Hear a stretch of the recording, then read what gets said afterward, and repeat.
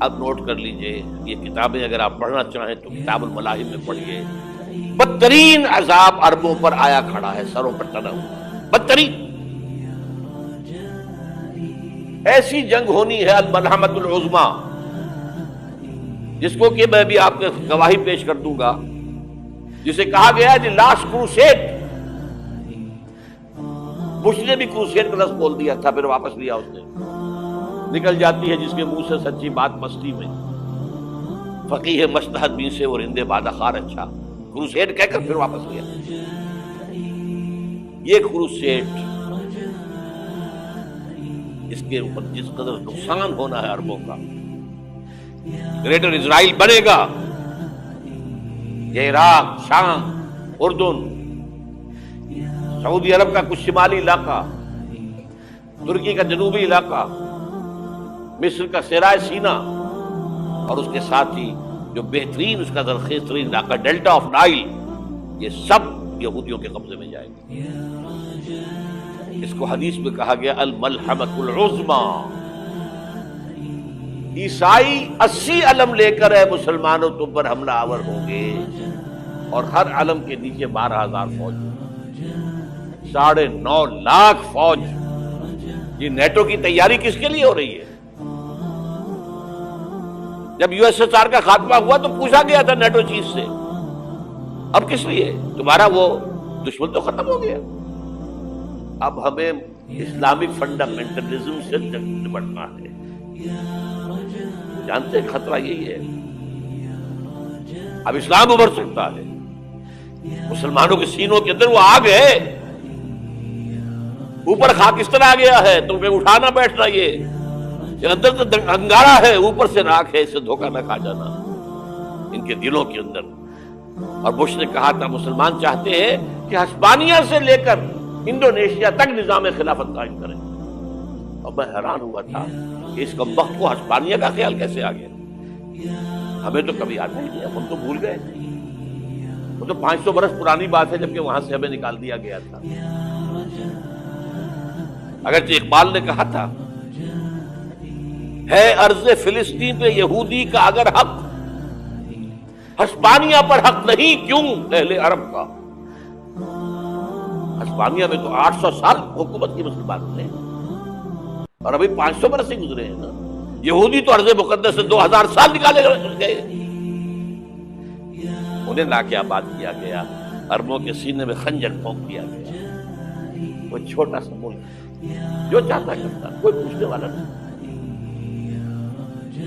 امریکہ جیسے اپنے بیٹے کی حفاظت کرے ویسے کرتا ہے، اور حضور نے فرمایا ہے وہ جنگ جب ہوگی تو ایک باپ کے اگر 100 بیٹے ہوں گے تو 99 ختم ہو جائیں گے، ایک بچے گا۔ یہ حدیث ہے، حدیث ہے صحیح۔ اور آپ نے فرمایا ویل للعرب من شر قد اقترب، عربوں کے لیے ہلاکت ہے، عربوں کے لیے بربادی ہے اس شر سے جو قریب آئی۔ اور آج جس طرح انہوں نے ان کی تہذیب کو اختیار کر لیا، دبئی جا کر دیکھیے، بدترین مغربی معاشرہ جو ہے وہ دبئی کے اندر ہم نے قائم کر کے دکھا دیا۔ اب سعودی عرب اس راستے پر بڑھ رہا ہے، اور اس کے بعد نمبر 2 پر جو ہے ہم پاکستان ہیں۔ لیکن میں اس کے وہ پہلی بات جو کہہ رہا ہوں وہ تو یقینی ہے، اس میں تو احادیث صحیحہ موجود ہے۔ اگرچہ اس کے بعد پانسا پلٹے گا، پھر حضرت مہدی کا ظہور ہوگا، حضرت عیسیٰ کا نزول ہوگا، اور وہ گریٹر اسرائیل گریٹر گریو یارڈ بنے گا یہودیوں کا، ایک ایک یہودی قتل ہوگا اور دفن ہوگا۔ یہ بات میں ہونا ہے، میں پہلی بات فرض کر رہا ہوں۔ وہ پانسا پلٹے گا جب پلٹے گا، ابھی جو سامنے ہے وہ کیا ہے؟ اس ملحمۃ العظمیٰ کہا حضور نے، جسے آرمگیڈون کہتے ہیں عیسائی۔ آرمگیڈون کی اگر کہیں جا کر آپ دیکھیں گے، آپ ڈکشنری میں مانی کیا لکھا ہے؟ A very big war which will be fought between the forces of evil and good before the end of this world۔ اس دنیا کے خاتمے سے پہلے خیر اور شر کی قوتوں کے درمیان بہت بڑی جنگ ہوگی۔ ارمجدون اسے کہتے ہیں عربی میں، اور آرمگیڈون اسے کہتے ہیں انگریزی میں۔ اور یہ بائبل کی آخری کتاب کے اندر ہے، جو اس میں کہ مکاشفات یوحنا، ریولیشنز آف سینٹ جان، یہ تو میں کہہ رہا ہوں یقین کے ساتھ، اور زیادہ دور نہیں آیا چاہتا ہے، اس لیے کہ یہودیوں کا اور عیسائی جو کنزرویٹوز ہیں، نیو کنزرویٹوز، ان کا 5 نکاتی ایجنڈا ہے متفق علیہ، جس کے تحت کہ یہ جنگ صلیبی شروع کی گئی۔ تو سن لیجئے آپ، آرمیگیڈون نمبر 1، گریٹر اسرائیل قائم ہو جانا اس کے نتیجے میں نمبر 2، مسجد اقصی اور قبۃ الصخرہ کو گرانا نمبر 3، وہاں 3rd ٹیمپل، وہ مسجد جو حضرت سلیمان نے بنائی تھی 1000 قبل مسیح میں، پھر برباد کی تھی نبوکدنضر نے، دوبارہ بنائی گئی، پھر دوبارہ ختم ہوئی 70 عیسوی تک گری پڑی ہے، ان کا خانہ کعبہ گرا ہوا ہے 70 عیسوی سے لے کر آج تک۔ ایک دیوار ہے ویلنگ وال، جہاں جاتے ہیں، روتے ہیں، پیٹتے ہیں، باتیں کرتے ہیں، وہاں وہ بنے گا 3rd ٹیمپل۔ اور نمبر 4، اس میں لا کر رکھا جائے گا تخت حضرت داؤد کا۔ یہ تخت کہاں ہے اس وقت؟ یہ لندن شریف کے اندر، جو ان کی پارلیمنٹ کا جو چرچ ہے، ویسٹ منسٹر ایبے، اس میں رکھا ہوا ہے۔ ایک پتھر تھا جس پر بٹھا کر حضرت داؤد کی تاج پوشی ہوئی، پھر حضرت سلیمان کی ہوئی، پھر وہ پتھر رکھ دیا گیا جب حضرت سلیمان نے بنایا ہیکل مسجد اقصی، وہاں رہا وہ۔ ہر بادشاہ جو تھا یہودی اسی کے اوپر بٹھا کر اس کی تاج پوشی ہوتی۔ سن 70 میں ٹائٹس نے گرایا اسے، ہیکل کو، وہ پتھر لے گیا، وہاں سے روم گیا، روم سے آئرلینڈ گیا، آئرلینڈ سے اسکاٹ لینڈ آیا، اسکاٹ لینڈ سے انگلینڈ آیا، اور اب وہ رکھا ہوا ہے 14ویں صدی عیسوی سے آج تک۔ وہ ویسٹ منسٹر ایبے میں رکھا ہوا، ایک کرسی کی سیٹ میں اسے بنا دیا گیا ہے تخت کی شکل۔ اب انگریزوں میں کوئی ملکہ ہو، کوئی بادشاہ ہو جس کی بھی تاج پوشی ہونی ہے، اس میں ہو، یہ لا کر رکھا جائے گا 3rd ٹیمپل۔ اور اس پر یہودیوں کے خیال کے مطابق ان کا مسیحا آئے گا جو مسیح دجال ہوگا، عیسائیوں کے خیال کے مطابق حضرت عیسیٰ آئیں گے، وہ ہمارا بھی خیال ہے حضرت عیسیٰ آئیں گے علیہ السلام۔ ہمارا یہ تو بعد کی باتیں ہیں نا، اس وقت جو میں عرض کر رہا ہوں عربوں پر بہت بڑا عذاب، اور پاکستان کا معاملات بنتا ہی ہے، میں یقین سے نہیں کہہ سکتا، ہینگنگ ان دی بیلنس، ہو سکتا ہے اللہ تعالیٰ ہم پر رحم فرمائے، ہو سکتا ہے، اگرچہ اس کی بھی شرائط ہو۔ چمن کے مالک اگر بنا لیں موافق اپنا شعار، اب بھی چمن میں آ سکتی ہے پلٹ کر چمن سے روٹھی بہار، اب ہو سکتا ہے۔ اور یہ بھی ہو سکتا ہے کہ اللہ تعالیٰ نے معجزانہ طور پر ہمیں ملک دیا، ہم نے اللہ سے بدعہدی کی، وعدہ خلافی کی، غداری کی، لہذا سزا دی جائے اور ہم سے یہ ملک چھین لیا جائے۔ اٹس جسٹ پاسبل، دور نہ سمجھے، اسے انہونی بات نہ سمجھے۔ جو گھیراؤ ہو رہا ہے آپ کا، آپ کے مغرب میں نیٹو فورسز اور مشرق میں بھارت فورسز، بھارتی فورسز گدھوں کی طرح بیٹھے ہوئے انتظار کر رہے ہیں پاکستان اور ڈسٹیبلائز ہو جائے، یہاں اور بدامنی ہو جائے۔ اب لاہور میں پھر آج دھماکے ہو گئے ہیں، 2 دن پہلے کا دھماکہ میں سہ کے آیا ہوا ہوں، آپ کے سامنے بیٹھا ہوں، وہ جانے بچی نہیں، جو ہماری اکیڈمی کا حشر ہوا تو میں آپ کو نہیں بتا سکتا۔ یہ سارا کیوں ہو رہا ہے؟ تاکہ یہاں بدامنی ہو جائے اور ہمیں جواز مل جائے، مغرب سے نیٹو فورسز داخل ہو جائیں، مشرق سے بھارتی فورسز آ جائیں، اور ہمارے ایٹمی دام توڑ کر اور پھر ہمیں بھارت کے سامنے ڈال دیا جائے۔ نا ڈو ایز یو لائک، یہ ان کا نقشہ ہے۔ ہوگا کیا وہ اللہ جانتا ہے، ہوگا وہ جو اللہ چاہے، لیکن اللہ کا چاہنا جو ہے وہ کس پر منحصر ہے؟ یہاں انقلاب برپا کرو، یہاں اسلام لاؤ، اگر دھندوں میں لگے رہو گے تو وہ خود بخود نہیں آ جائے گا انقلاب۔ صحابہ نے جانیں دی تھی، کتنی تکلیفیں اٹھائی تھی، 12 برس تک مکی دور کے اندر بانشہ درویشی در ساد و دمادم سن، جو پختہ شبی خدرا پر سلطنت جم سن۔ یوم طائف یاد ہے جو حضرت عائشہ فرماتی ہے کہ کہ میں نے پوچھا تھا حضور سے کہ یوم احد سے زیادہ سختی بھی آپ پر کبھی آئی؟ یوم احد پر کیا ہوا تھا؟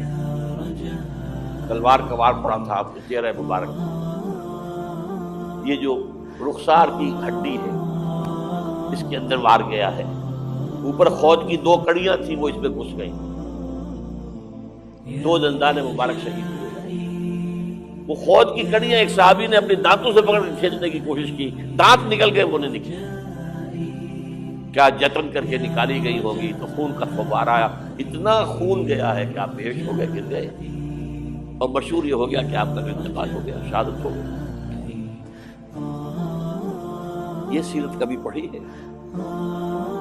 حضرت عائشہ کے ہوش کا تو یہی دور تھا نا، یوم طائف میں جو کیا تھی، بچی تھی، مجھے کیا پتا کیا ہو رہا ہے اس کے ساتھ۔ 3 دن تک حضور مکے کی گلیاں اور وہاں کے اوباش لوگ پتھراؤ کر گئے تھے اس امید میں کہ شاید وہاں کا کوئی سردار ایمان لے آئے، تو یہاں تو ابو طالب بھی فوت ہو گئے، یہی دنیاوی سہارا تھا، خاندانی سہارا تھا ابو طالب کے ذریعے، اور گھر میں ایک دلجوئی کرنے والی رفیقہ حیات تھی، وہ بھی، ان کا بھی انتقال ہو گیا۔ آپ نے کہا یہ عام الحزن ہے، اب تو سب کو طے ہو گیا قریش کو کہ اب جیسے قتل کر دو، اسی لیے آپ گئے طائف، شاید وہاں کا کوئی بڑا سردار مانے ایمان لے آئے مجھ پر، تو میں اپنا مرکز ادھر شفٹ کروں۔ تینوں سے ملے ہیں، تینوں نے وہ جواب دیے، نکل جاؤ یہاں سے، میں تمہارے ساتھ بات بھی کرنے کو تیار نہیں۔ اچھا، تمہارے سوا کوئی نہیں ملا تھا اللہ کو نبی بنا کر بھیجنے کے لیے؟ دیکھو جاؤ، میں بات نہیں کرنا چاہتا، ہو سکتا ہے میں بے عزتی کر بیٹھوں، واقعی تم اللہ کے نبی ہو تو میں مارا جاؤں گا، جاؤ جاؤ جاؤ۔ یہ سلوک محبت کے ساتھ ہے۔ اور پھر چھوکروں کو، اسٹریٹ ارچنز جنہیں آپ کہتے ہیں، اشارہ کیا، خبر لو، پتھراؤ ہو رہا ہے، ساتھ کوئی ہے ہی نہیں، ایک آدمی صرف زید ابن حارثہ۔ اب سامنے سے پتھر آ رہے ہیں تو حضرت زید آگے آ جاتے ہیں، ڈھال بنتے ہیں، مجھے لگے پتھر حضور کو رہے، اب پیچھے سے آ رہے ہیں، چاروں طرف سے تو ڈھال نہیں بن سکتا، جسم لہو لہا، خون جا کر جوتیوں میں جم گیا ہے، جوتی اتر نہیں دیا۔ پھر وہاں سے واپسی پر دعا مانگی، اللہم الیک اشکو ضعف قوتی وقلت حیلتی وہوانی علی الناس، اے اللہ تیری جناب میں فریاد لے کر آیا ہوں اپنے قوت کی کمی کا، اپنے وسائل کی کمی، اور جو ذلت و خواری ہو رہی ہے لوگوں کے ساتھ، الا ملتقرنی، مجھے کس کے حوالے کر دیا، الا بعیدی یتجہمنی، یہ میرے اوپر ہجوم کر کے آ جائے، حملہ کرے، اور عدو من لگتا امرے، یہ دشمن کے حوالے میرا معاملہ کیا، جو چاہے کرتے ہو۔ لیکن پھر عبدیت غالب آتی ہے، ان لم یکن علی غضبک فلا ابالی، اللہ اگر تو ناراض نہیں ہے تو مجھے کوئی پرواہ نہیں، سر تخدیر خم ہے جو مزاج یار میں، مجھے اندیشہ یہ ہے کہ تو ناراض تو نہیں۔ یہ تکلیفیں جھیلی، سینکڑوں صحابہ نے جانوں کا نذرانہ پیش کیا،